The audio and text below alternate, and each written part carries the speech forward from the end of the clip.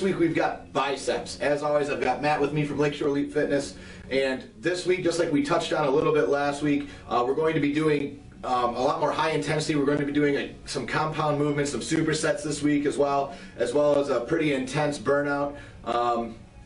And there's just a lot of rep and a lot of high weight, and again, the biggest thing here is form. Matt, what are we going to be hitting today? Alright, first we're going to do camber bar curls. So here you're going to be able to load up the weight. Again, we're going to aim for that 8 to 10, 8 to 12 rep range, so you'll be able to go a little bit heavier. Then we're going to superset that with cable curls. So constant tension on the muscle, we're going to go a little bit higher rep, go to failure, 4 sets of that. Then after that, we're going to go to dumbbell curls. Once again, you can get a little bit higher in the weight. Make sure though that your form is good. People tend to, whenever they do heavy anything on bicep curls, it tends to turn into a low back exercise. So make sure that all the tension's still staying on your biceps. If on the last 1 to 2 reps you kind of use a little bit of swing, that's okay. But make sure your first 6 to 8 are good reps, or else it's way too heavy. We're going to superset that with seated camber bar curls. So this exercise a lot of people don't do, but if you do it and you do it the way that we do it after the dumbbell curls, you're going to get an amazing pump in your arms. We're going to finish that off with preacher curls, and then superset that with spider curls. And then for burnout, guys, we're going to again be doing the incline, alternating dumbbell curls on the incline bench. And again, typically you'll see that it kind of develops the overall form of the bicep, but we'll get into that later in the video. All right, guys, we'll see you in the gym. First exercise, again, we're going to be doing a compound exercise, so we're going to try to go heavy, stick with the 8 to 12 range. On your last set, it might be a little bit lower. So right here we got cambered bar curls. Once again, we chose this just because it's a little bit easier on the wrist than the elbows than a straight bar is. Right after that, we're going right into cable curls. So the cable curls, constant tension on the muscle fiber right after you do the heavy compound movement. And as you'll see here, guys, we chose the inside grip to start with because when you're doing the cables, you tend to put your hands a little bit more on the outside if you're using just the straight bar cable. And so we're trying to hit kind of both heads of the bicep here and really kind of work them both. So that's why you'll see the inside grip, and then in the cables you'll see more of an outside shoulder width grip, is to try to hit both of the heads at the same time during this exercise, and to try to isolate them just a little bit during each movement.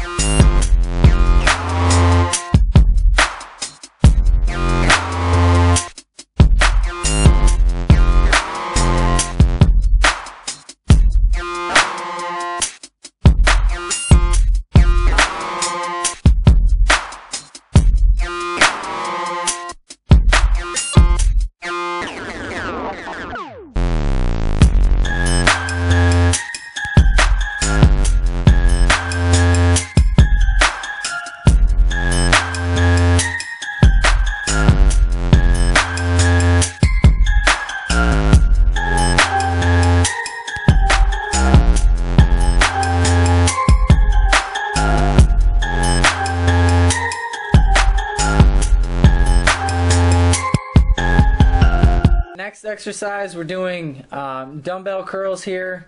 So this, you get the kind of unilateral movement here where a lot of people tend to have one arm a little bit stronger or bigger than the other. So this forces them to work equally. We're supersetting that with seated close grip cambered bar curls. With this exercise, you will find, if you've never done it before, it's pretty intense. It keeps constant tension on the biceps the entire time. You never give them a break. So you'll definitely feel the outside head really on fire during this exercise. Again, guys, remember that the first exercise that you're doing is going to be heavier weight. You're trying to get to that 8 to 10 rep range. So if your first set you're hitting 12, that's fine, because during the second set you probably won't hit 12 again.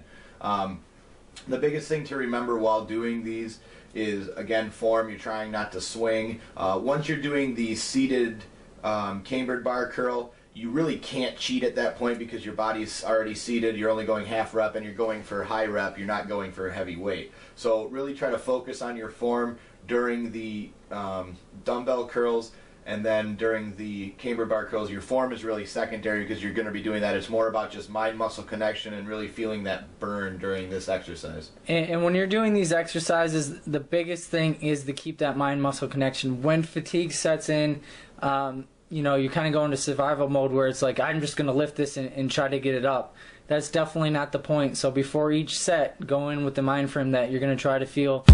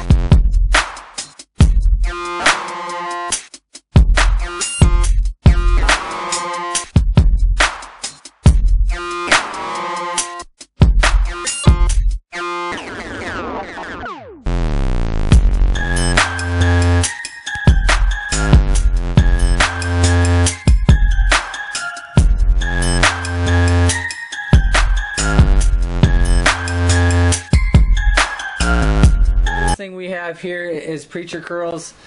People commonly do these wrong all the time. The point of the preacher curls is to really lock you in and keep all the tension on the bicep the entire time. So the way to really do that is to make sure the armrest is kind of seated underneath your armpit, where a lot of people that tend to really cheat, you'll see that their elbows are really high on the platform and that they're rocking back and forth. There should be literally no body movement. Keep all the tension on the biceps. On here, you can see that we have a closer grip, so that's going to work a lot more of the outside head of the bicep where most people really need most work. Next, we're going into spider curls. This is even more strict. It is physically impossible to cheat whatsoever. The way we're doing them on here is, you'll notice that it's pretty hard to curl all the way to the top. So it's really working on the lower part of the bicep. And again, guys, the reason, there's always a method to our madness when we do this. If you noticed in the last exercise, we were doing more of the the top half of the movement, and then on the spider curls, because of just the fatigue that's setting in, you're really going to be forced to use extremely light weight, and you're going to be doing almost the lower half of the movement. It's going to be the majority of your movement and where you're really building. So this way you're hitting both throughout 2 different exercises, but that's why you'll see it, kind of the methodology behind what we're doing here. Again, I can't stress enough, it's during these preacher curls and the spider curls, make sure that you're using proper form, you're not picking up the bars or using your lower back, that you're using proper lifting techniques, because again, the fatigue is really going to set in during this. If you superset this workout with our tricep workout that we posted, during this time you're really going to start to notice that you're just absolutely taxed and exhausted. So it's really important to focus on the muscle that Matt said, that mind-muscle connection, but also to keep that mental sharpness on your form as well, to try to prevent injuries as much as humanly possible. The only thing that you want to try to avoid here is complete lockout on the exercise. When you go to complete lockout, you tend to put a lot of stress on the elbow joint. So go to 90% of what your total full range of motion is, and go down slow. A lot of people you see, especially when they start swinging and using their whole body, they come down and lock out really aggressively, and it definitely kills the elbow. So train safe.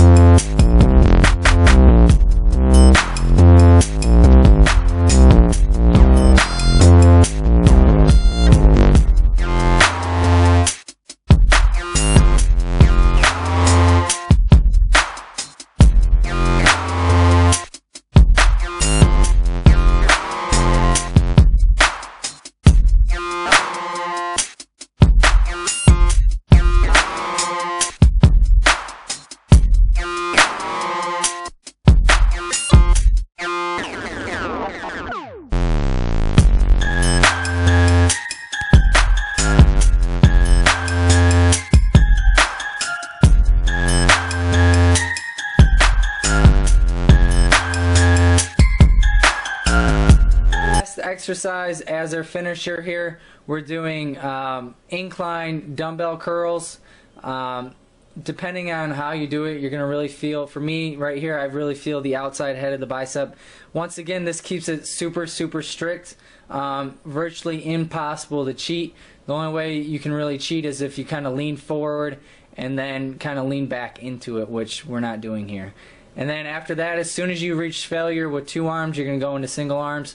Once again, by doing single arms at the end, while one side's working, the other side gets a little bit of rest, so you're able to crank out a little bit more reps than you would if you were to just quit after doing the 2 arms.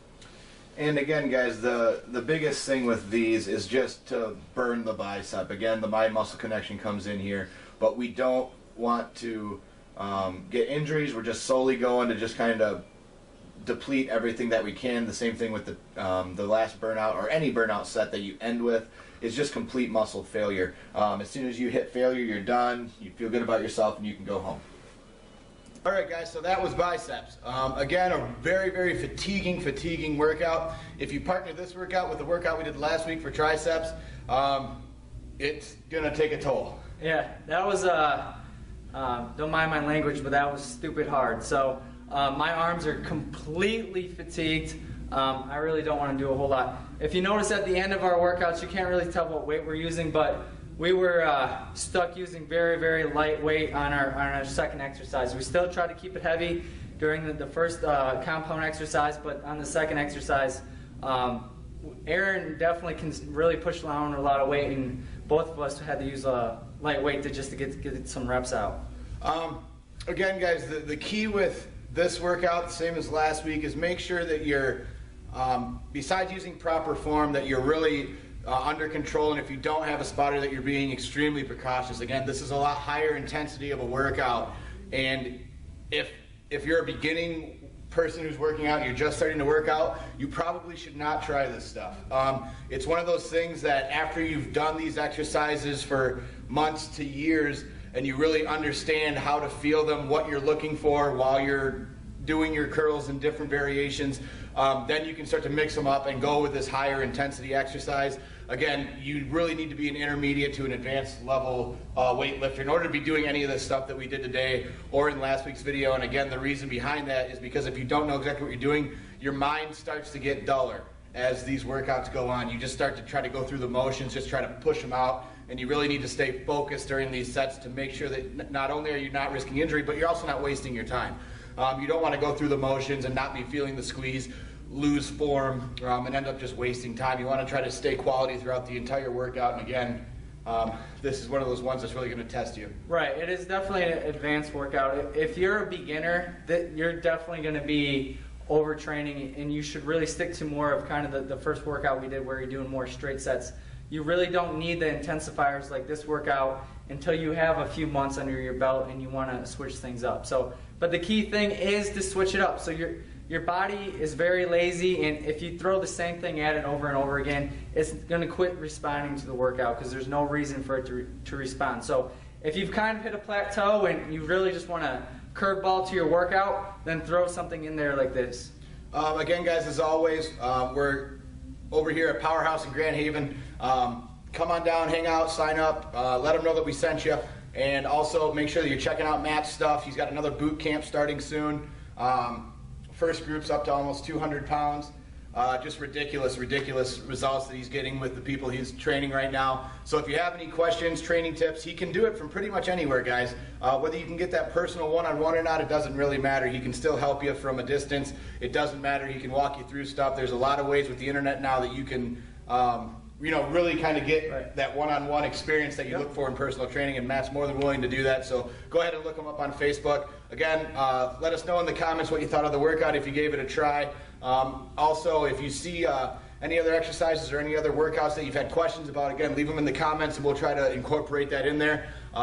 Stay tuned next week. We might throw in a little bit of a fun week for you. We might do some tips and tricks on what not to do while at the gym. So look forward to that. Matt? There's plenty of them. See you in the next one, guys.